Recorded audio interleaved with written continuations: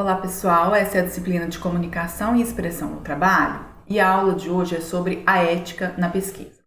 Então eu gostaria de começar a aula de hoje com uma reflexão sobre um estudo de Milgram que foi feito numa universidade estadunidense em meados da década de 60 do século XX, por volta de 1964.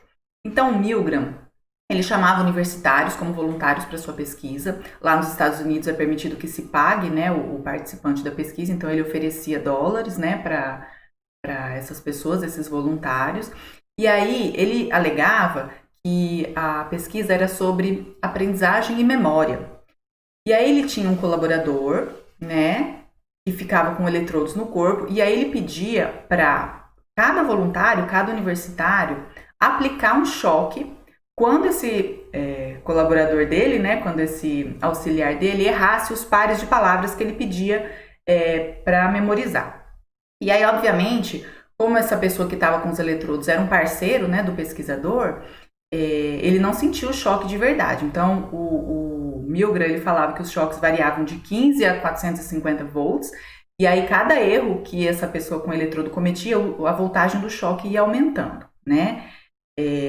O universitário, o voluntário, não sabia disso.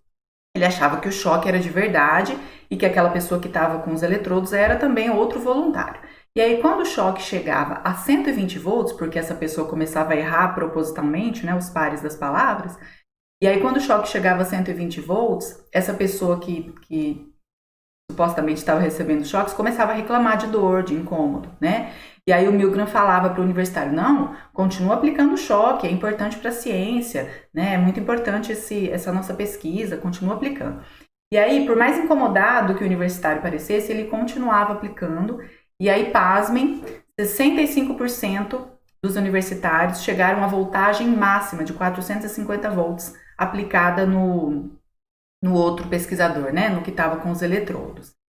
E aí, assim, claro que lá na disciplina de Psicologia do Trabalho a gente discute a questão de obediência, de autoridade, que era o verdadeiro objetivo, né, o verdadeiro tema da pesquisa, mas aqui a gente vai discutir a seguinte questão. Então, a primeira, né, questão que seria os possíveis custos dessa pesquisa, os possíveis traumas, por exemplo, né, psicológicos que esses universitários poderiam ter, né, futuramente, justificam os ganhos dessa pesquisa, justificam essa pesquisa com essa metodologia, porque é uma primeira reflexão que a gente tem que fazer quando a gente conduz uma pesquisa, quando a gente planeja, né? Quer dizer, quais são os possíveis custos, existem danos, existem riscos para os participantes ou para a sociedade, e isso justifica os ganhos dessa pesquisa, justifica que essa pesquisa continue a ser elaborada com essa metodologia, e isso é uma primeira questão ética muito importante. Hoje em dia, qualquer dano, qualquer risco que a pessoa possa correr, ela já provavelmente vai fazer com que a pesquisa seja modificada em sua metodologia, né? Só se for algo assim, uma vacina que já foi testada em animais, então justifica injetar, né, aquela substância, aquela vacina na pessoa. Tá, já teve toda uma metodologia cuidadosa, existe ainda um risco, mas ele é o mínimo possível, né? Já foi testado em animais, já foi testado em laboratório, enfim, né? Aí sim justifica a condução daquela pesquisa, né? Outra questão importante, existe estresse ou dano psicológico da gente aplicar aquela pesquisa? Quer dizer, no caso desse estudo aí que eu exemplifiquei para vocês, é justificável submeter pessoas a um experimento estressante como esse de Milgram? Essa experiência poderia ter consequências a longo prazo para os participantes, poderia traumatizar esses participantes, né? Nesse caso, sim, a resposta é sim. Se hoje essa pesquisa fosse conduzida, com certeza ela não seria autorizada pelo Conselho de Ética, pelo Comitê de Ética que a gente vai ver mais à frente, tá? E além disso, outra questão também muito importante que esse estudo nos faz pensar é a questão do engodo, que seria enganar os participantes. Os participantes, eles foram informados de que a pesquisa era sobre aprendizagem e memória, né? Memorização de pares de palavras. E, na verdade, o estudo era sobre obediência, né? Eles queriam testar o quanto que a autoridade do pesquisador podia influenciar no comportamento dos colaboradores, que se descobriu no final que era alta, né? A influência. Mas, enfim, houve um engano aí dos participantes, né? Então, o procedimento da pesquisa careceu, né, do que é chamado de consentimento informado, quer dizer, não foram dadas todas as informações precisas para esses participantes quando eles aceitaram participar da pesquisa. Isso é um erro também, tá? E aí, o problema do engodo não se limita à pesquisa só em laboratório, né? Então, procedimentos, por exemplo, em que os observadores ocultam seus objetivos, ou ocultam a sua presença, ou sua identidade, também podem envolver engodo. E alguns estudiosos até acreditam que qualquer tipo de engano, de engodo, é moralmente inaceitável. E é simplesmente errado enganar as pessoas, qualquer que seja a razão. Enquanto isso, né, outros pesquisadores defendem que engodos mais brandos podem preservar a integridade física da pesquisa. Por quê? Por exemplo, se eu falar que a pesquisa é sobre habilidades sociais, sobre pessoas que são mais socialmente habilidosas, eu corro o risco, se eu informar desse jeito o meu participante, eu corro o risco dele enviesar o comportamento dele para atender mais a minha possível expectativa, ou seja, ele pode simular que ele é mais socialmente habilidoso do que realmente ele o é, né? E aí pode enviesar o resultado da pesquisa também, tá? Por isso que alguns pesquisadores eles defendem um pequeno engodo, digamos assim. Agora, qual é uma forma da gente resolver, né, esse problema? Então, para a gente ser ético, para a gente não enganar a pessoa sobre o objetivo da pesquisa e, ao mesmo tempo, não enviesar o resultado, né? Porque quando a gente informa totalmente a pesquisa, o participante da pesquisa, a gente pode fazer com que ele se comporte de maneira enviesada. A gente geralmente fala do objetivo geral da pesquisa e não dá muitos detalhes antes de coletar os dados. Isso é uma possível solução. Então, pesquisa sobre habilidades sociais, mas eu não preciso falar exatamente isso. Eu posso falar que a pesquisa é sobre comportamento social humano, sobre sociabilidade, por exemplo, né? Aí a pessoa, provavelmente, ela não vai enviesar o comportamento dela, porque ela não sabe exatamente qual é o objetivo da pesquisa. E dessa maneira, eu não engano a pessoa, tá? Mas aí, só voltando, gente, a gente vai falar sobre esse consentimento informado, que é muito importante. É um termo, a gente chama de termo de consentimento livre e esclarecido, em que você explica, então, o objetivo geral da sua pesquisa, coloca o seu nome, coloca o nome da instituição a qual você pertence, coloca que todos os dados dos participantes serão guardados em total sigilo, né? O anonimato total vai ser preservado. Geralmente você se coloca à disposição da pessoa, do participante, em qualquer etapa da pesquisa.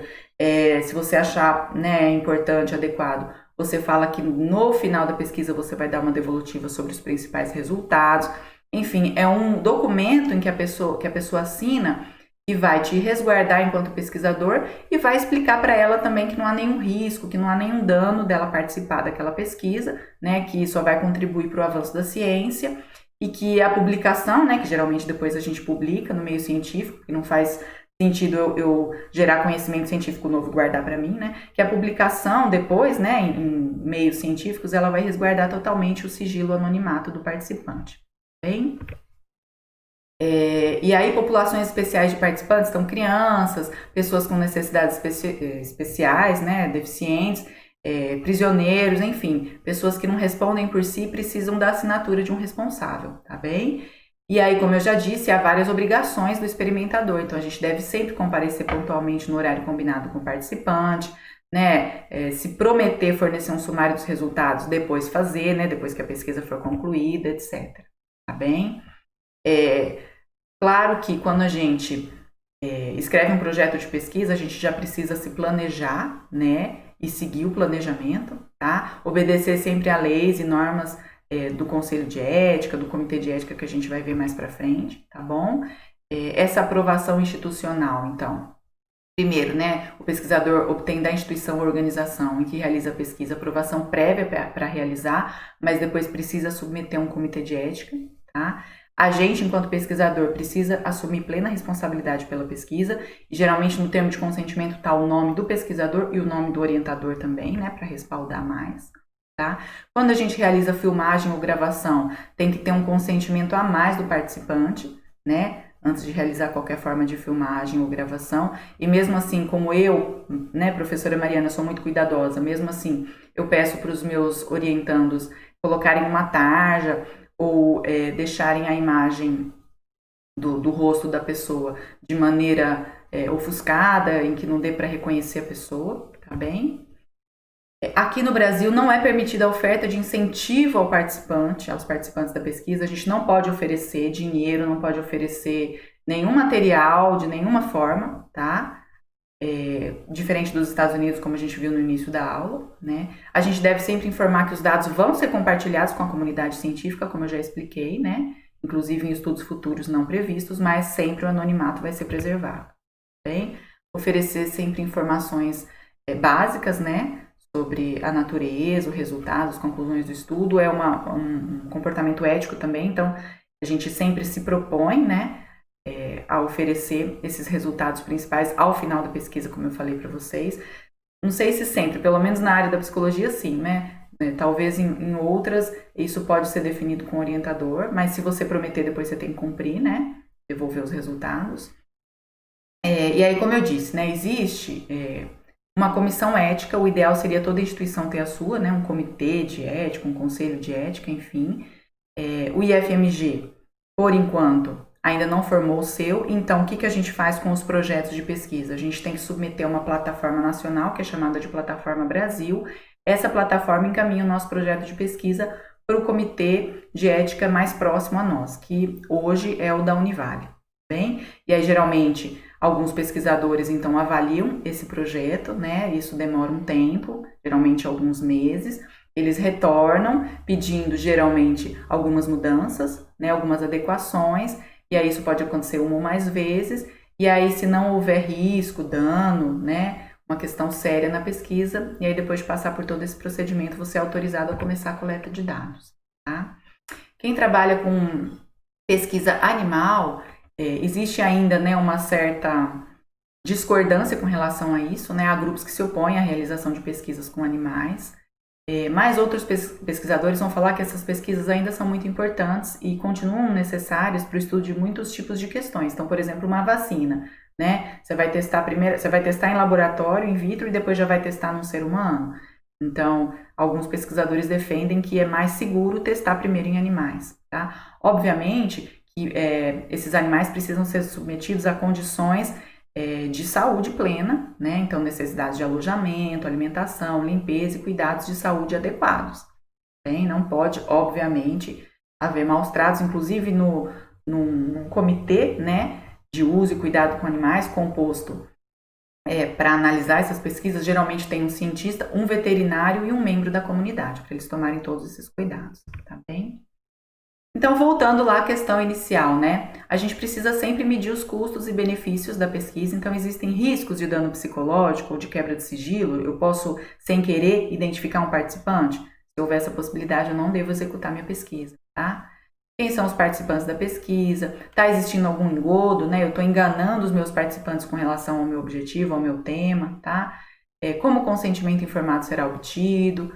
Esse consentimento informado, ele precisa ser obtido antes da coleta de dados, né? Quais procedimentos estão sendo usados numa entrevista, por exemplo, de esclarecimento, enfim. A gente precisa tomar todo um cuidado, tá? E aí, se o pesquisador decidir que os custos dessa pesquisa superam os benefícios, o estudo não deve ser realizado da forma como foi proposto, pelo menos. Pelo menos a metodologia vai ter que ser modificada, bem? E por fim, a gente vai estudar um pouquinho sobre fraude, né? Então, 2 artigos do Código de Ética vão se referir ao assunto, né? O que é a fraude? É um último problema ético que a gente deve mencionar, que fala o seguinte: quando uma descoberta de pesquisa é publicada, é preciso que a gente tenha confiança quanto à sua efetiva realização, a descrição acurada dos procedimentos e se os objetivos realmente são verdadeiros, são fidedignos, né? Então, um primeiro problema, o relato dos resultados. Então, nós pesquisadores não podemos fabricar nem falsificar dados ou resultados nas nossas publicações. E se a gente cometeu um erro, né, de maneira involuntária, se depois a gente descobrir esse erro, né, nos dados publicados, a gente precisa corrigir os erros por meio de erratas, correções, retratações ou outras formas de publicação apropriadas. A gente não pode deixar essa publicação com um erro, bem? E é o que eu sempre falo para os alunos. A minha hipótese foi refutada, por exemplo.